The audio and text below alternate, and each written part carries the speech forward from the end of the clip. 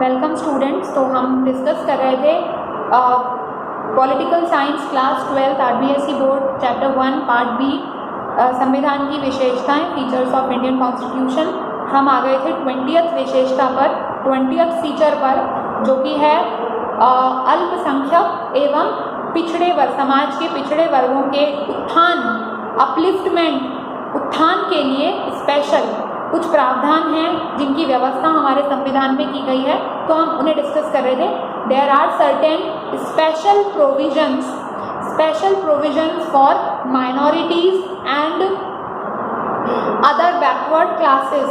तो उनके उत्थान, अपलिफ्टमेंट के लिए क्या क्या व्यवस्थाएं हैं, उन्हें थोड़ा सा डिस्कस करते हैं। देखिए ज़रा, जो हमारा कॉन्स्टिट्यूशन है, मैंने आपको जब अपन फंडामेंटल राइट्स पढ़ रहे थे तभी भी बताया था कि आर्टिकल 29 और आर्टिकल 30 में एक फंडामेंटल राइट है, दैट इज शिक्षा व संस्कृति का अधिकार, education and cultural right under article 29 and 30।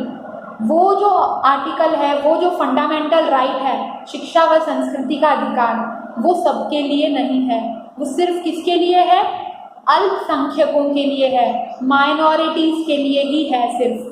ठीक है, कौन कौन है minority? Muslim, Christian, Sikh, Jain, Buddhist and Parsis. जो माइनॉरिटी कम्युनिटीज हैं इंडिया की, सिर्फ उन्हीं के लिए, उन्हीं को यह मौलिक अधिकार संविधान ने दिया है, शिक्षा व संस्कृति का अधिकार, एजुकेशन एंड कल्चरल राइट, जिसके तहत ये जो माइनॉरिटी कम्युनिटीज हैं, ये जो अल्पसंख्यक लोग हैं, ये अपनी भाषा का बचाव कर सकते हैं, अपनी संस्कृति का बचाव कर सकते हैं और अपने समुदायों के लिए, अपने समुदाय के लिए शिक्षण संस्थाएं खोल सकते हैं। इस मौलिक अधिकार में इन अल्पसंख्यकों को क्या मिलता है, क्या राइट मिलता है, क्या अधिकार मिलता है कि ये लोग क्या क्या कर सकते हैं? अपनी भाषा, अपनी लैंग्वेज को प्रिजर्व कर सकते हैं, अपने कल्चर को प्रिजर्व कर सकते हैं, अपनी संस्कृति को प्रिजर्व कर सकते हैं। थर्ड, अपने समुदाय, अपने कम्युनिटी के लिए, अपनी कम्युनिटी के लिए, फॉर देयर कम्युनिटी क्या खोल सकते हैं? They can establish, they can manage their own educational institutions for their own community. अपने समुदाय, अपने समुदायों के लिए वह शिक्षण संस्थाएं खोल सकते हैं। यह अधिकार किसको दिया गया है? अल्पसंख्यकों को दिया गया है। ठीक है, अब आते हैं जो समाज के दूसरे पिछड़े हुए वर्ग हैं, जैसे कि शेड्यूल कास्ट, ठीक है, फिर आता है शेड्यूल ट्राइब, यानी कि अनुसूचित जाति व अनुसूचित जनजाति के लोगों के लिए भी संविधान में प्रावधान किए गए हैं। जैसे कि आर्टिकल 330, अनुच्छेद 330, अनुच्छेद 332, 332, आर्टिकल 330 और आर्टिकल 332 के तहत अनुसूचित जाति व अनुसूचित जनजाति, स्केड्यूल कास्ट और स्केड्यूल ट्राइब को रिजर्वेशन, आरक्षण का प्रावधान किया गया है संविधान के अंदर। ठीक है, the provision of reservation for scheduled caste and scheduled tribe is given in article 330 and article 332 of the Indian constitution. Bharat के संविधान के अनुच्छेद 330 व 332 में अनुसूचित जाति व जनजातियों के लिए आरक्षण का प्रावधान किया गया है। ये मैं आपको बता दूं कि जब भारत जो आज़ाद हुआ था, तब जब ये शुरू में जब ये आरक्षण का प्रावधान किया गया था, वह सिर्फ 10 साल के लिए ही किया गया था। ठीक है, सिर्फ 1960 तक के लिए ही था ये। सिर्फ शुरुआत में ये आरक्षण कितने सालों के लिए दिया था? सिर्फ 10 सालों के लिए दिया था, लेकिन तब से लेकर आज तक ये बढ़ता ही जा रहा है। ठीक है, आपकी किताब में लिखा हुआ है कि इसी तरह अन्य पिछड़ा वर्ग, इसी तरह, ठीक है, सिर्फ शुरू में तो ये 10 सालों तक, 10 साल के लिए ही था, लेकिन तब से लेकर अब तक ये बढ़ता ही जा रहा है आरक्षण। ठीक है, इसको रिन्यू करके 2020 तक किया गया था, फिर जनवरी 2020 तक किया गया था, फिर जनवरी 2020 में फिर से कॉन्स्टिट्यूशन में अमेंडमेंट लाके इसे फिर इंक्रीज कर दिया गया है। ठीक है, तो ये है। अब आपको ये भी मालूम होना चाहिए, पहले तो शुरू में जो ओरिजिनल कॉन्स्टिट्यूशन था, जो मूल संविधान था, उसमें आरक्षण सिर्फ किसके लिए था? अनुसूचित जाति व अनुसूचित जनजाति, एससी और एसटी के लिए था। लेकिन 1993 कब से 1993 से ओबीसी जो होते हैं, अदर बैकवर्ड क्लासेस, अन्य पिछड़े वर्ग जो हैं, ओबीसी जो होते हैं, उनके लिए भी 27% रिजर्वेशन आरक्षण की जो प्रावधान है वो कर दिया गया है। पहले ये सिर्फ शेड्यूल कास्ट और शेड्यूल ट्राइब के लिए था, लेकिन 1993 से अब आरक्षण अदर बैकवर्ड क्लासेस, ओबीसी, अन्य पिछड़े वर्गों के लिए भी लागू हो गया है, जिसके तहत इन्हें 27% आरक्षण मिलता है। समझ में आ गई बात? एक और चीज आप देख लीजिए, आर्टिकल 335 अनुच्छेद 335 क्या देता है? शेड्यूल कास्ट, शेड्यूल ट्राइब और अन्य पिछड़े वर्गों को जो सरकारी नौकरियां हैं, सरकारी नौकरियों में भी आरक्षण देता है। आर्टिकल 335 पिछड़े वर्गों के लिए सरकारी नौकरियों में आरक्षण का प्रावधान करता है। ठीक है, for government reservation in government jobs to SC/ST community is given in article number 335। तो ये कुछ मैंने आपको बताया। आर्टिकल 29, आर्टिकल 30 में फंडामेंटल राइट है माइनॉरिटीज़ के लिए, अल्पसंख्यकों के लिए और अन्य पिछड़े वर्गों के लिए। आर्टिकल 330, 332 और 335 में इनके आरक्षण के लिए प्रावधान है। ये कुछ स्पेशल प्रोविजंस हैं हमारे कॉन्स्टिट्यूशन में, जिससे पिछड़े वर्गों का उत्थान हो सके, अपलिफ्टमेंट हो सके। समझ में आ गई बात? अब बात कर लेते हैं प्रस्तावना की, प्रियम्बल की। ठीक है, जो कि लास्ट पार्ट है हमारे इस चैप्टर का।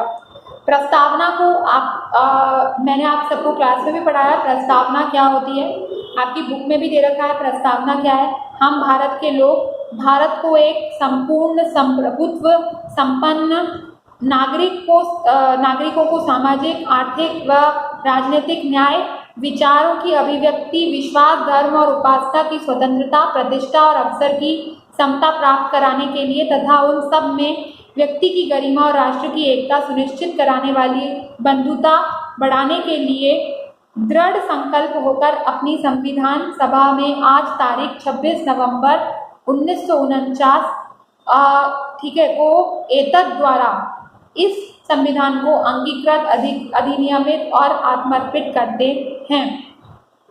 ठीक है, तो ये प्रस्तावना है जो कि आपके संविधान में दे भी रखी है, आपके बुक्स पे दे रखी है। मैं चाहती हूँ आप इस प्रस्तावना को अच्छे से बाय हार्ट लर्न कर लें।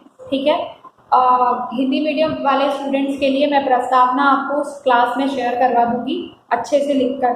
आपकी बुक में अच्छे से नहीं दे रखी है हिंदी मीडियम के लिए, तो मैं क्लास में आपको शेयर करवा दूँगी अच्छे से, इसको खुद से लिखकर।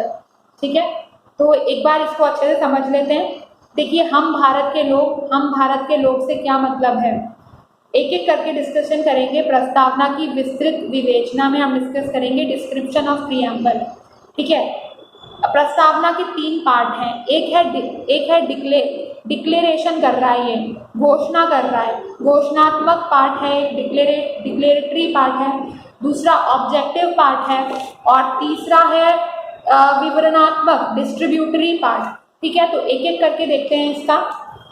डिक्लेरेटरी पार्ट में क्या है?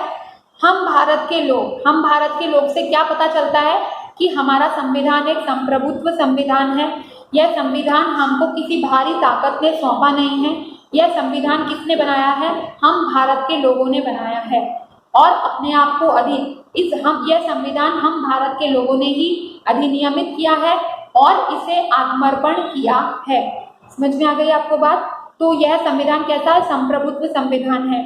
और जो अंतिम शक्ति है इस संविधान के बारे में कोई भी फैसला लेने की, वो शक्ति किसके पास में है? भारत की जनता, भारत के लोगों के पास में है। समझ में आ गई बात? तो सरकार के पास अथवा राज्य सरकार के विभिन्न अंगों के पास जो शक्तियां हैं वे सब जनता से मिलती हैं। जनता के पास ही सारी शक्तियां हैं और जनता ही सरकारों को शक्तियां देती है। प्रस्तावना में प्रयुक्त हम भारत के लोग इस संविधान को अंगीकृत, अधिनियमित और आत्मर्पित करते हैं। इससे ये पता लगता है कि हम भारत के लोग ही इस संविधान को अडॉप्ट कर रहे हैं और खुद को दे रहे हैं। भारत के संविधान का स्रोत क्या है? भारत के संविधान का सोर्स क्या है? भारत के लोग। Very important line. भारत के संविधान का स्रोत क्या है? भारत के लोग। इंडियन कॉन्स्टिट्यूशन का सोर्स क्या है? Indian people. ठीक है, ये बहुत ही इंपॉर्टेंट है। तो कि भारत के लोगों के पास ही अंतिम सारी शक्तियां हैं इस संविधान से जुड़े, इस देश से जुड़े सारे फैसले लेने की। ठीक है, ये है इसका डिक्लेरेटरी पार्ट। अब आते हैं उद्देश्य पार्ट। क्या है इसका? ऑब्जेक्टिव क्या है? हमारे संविधान का ऑब्जेक्टिव क्या क्या है? संपूर्ण प्रभुत्व संपन्न राष्ट्र का निर्माण करना, यानी कि एक सोवरेन देश का निर्माण करना, कि कोई भी बाहरी देश हम पर हुक्म नहीं चला सकता। भारत के लोगों के पास में सारी शक्तियां हैं भारत के बारे में सारे फैसले लेने की, और भारत के लोग ही भारत की सरकार को और राज्य सरकारों को शक्तियां देते हैं भारत के बारे में नीति निर्माण करने की। ठीक है, कोई भी अन्य देश और किसी भी अन्य देश की सरकारें भारत के लिए कोई फैसला नहीं ले सकती, क्योंकि भारत एक संपूर्ण संप्रभुत्व संपन्न राष्ट्र है। ये एक ऑब्जेक्टिव है हमारा। दूसरा ऑब्जेक्टिव उद्देश्य क्या है? समाजवाद की स्थापना करना। कैसे राष्ट्र की स्थापना करनी है? समाजवादी राष्ट्र की स्थापना करनी है, जहाँ पे राष्ट्र क्या काम करेगा? लोक कल्याणकारी राष्ट्र की स्थापना करनी है। समाजवादी शब्द से हमारा क्या तात्पर्य है? लोक कल्याणकारी राष्ट्र की स्थापना करनी है, जहाँ पर सामाजिक, आर्थिक, राजनीतिक न्याय सबको मिले और जो पिछड़े हुए वर्ग हैं उनके उत्थान के लिए सरकारें काम करें। समाजवादी शब्द से हमारा ये मतलब है, लोक कल्याणकारी राष्ट्र। ठीक है, यह मूल संविधान में यह शब्द नहीं था। समाजवादी शब्द को 42वें संवैधानिक संशोधन 1976 के द्वारा जोड़ा गया है। यह दूसरा उद्देश्य है। तीसरा उद्देश्य है पंथ निरपेक्ष राष्ट्र की स्थापना करनी है, कि पंथ निरपेक्ष जो शब्द है वह मूल संविधान में नहीं था, इसे भी 42वें संवैधानिक संशोधन 1976 में जोड़ा गया। इसके द्वारा ये कहता है कि भारत एक पंथ निरपेक्ष राष्ट्र होगा, जहाँ पे किसी भी धर्म के बीच में कोई भेदभाव नहीं होगा, सभी धर्म समान होंगे, सरकारों का कोई धर्म नहीं होगा, सरकारें तटस्थ हैं, सरकारों का कोई धर्म नहीं है, ऑफिशियल रिलीजन नहीं है, सरकारें कभी भी धर्मों में इंटरफेयर नहीं करेंगी, सरकारें सभी धर्मों को समान मानेंगी, देश के लिए सभी धर्म समान हैं। ठीक है, यह है पंथ निरपेक्ष राष्ट्र का गठन। यह है तीसरा उद्देश्य। चौथा उद्देश्य है लोकतांत्रिक राष्ट्र का गठन। ठीक है, लोकतांत्रिक मतलब डेमोक्रेटिक कंट्री का गठन करना है। लोकतंत्र जो कि ऐसी सरकार जो लोगों से हो, लोगों के लिए हो, लोगों के द्वारा हो। ठीक है, लोग ही उस सरकार को चुने, वो सरकार पूरी तरीके से लोगों के लिए उत्तरदायी हो और लोगों को जवाबदेही हो। वो सरकार ऐसी सरकार बनाए जो लोग पीपल के लिए आंसरेबल हो, पीपल को पूरी तरीके से रिप्रेजेंट करे, पीपल को पूरी तरीके से जवाब दे। ठीक है, फिर बात करते हैं गणराज्य की स्थापना करनी है हमको। क्या करनी है? गणराज्य, रिपब्लिक। मैंने आपको समझाया था रिपब्लिक का क्या मतलब होता है, कि जो स्टेट का हेड होता है, यानी कि जो राष्ट्र का अध्यक्ष होता है, वो लोगों के द्वारा चुना हुआ होता है। भारत के राष्ट्र का प्रधान कौन है? राष्ट्रपति। तो राष्ट्रपति जो है वो किसी परिवार से नहीं है, किसी परिवार की ये चेन नहीं चलती हुई आ रही है। राष्ट्रपति इनडायरेक्टली पीपल के द्वारा क्या है? इलेक्टेड है, वंशानुगत नहीं है।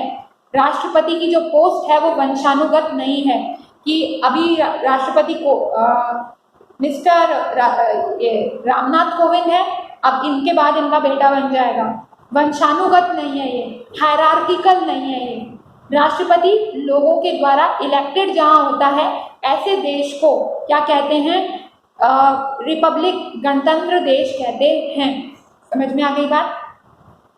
इंग्लैंड में जो राष्ट्र का अध्यक्ष है क्वीन एलिजाबेथ, उनके बाद उनके बेटे जो हैं वो वहाँ के राष्ट्राध्यक्ष बनेंगे।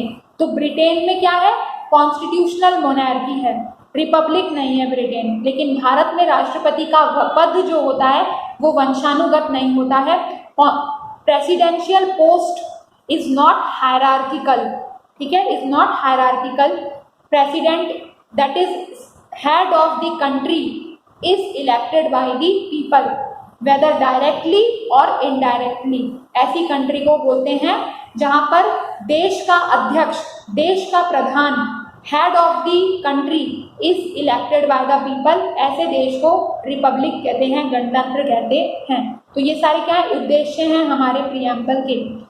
अब डिस्ट्रीब्यूटरी पार्ट क्या है हमारे संविधान का, डिस्ट्रीब्यूटरी पार्ट अगले वीडियो में पढ़ेंगे।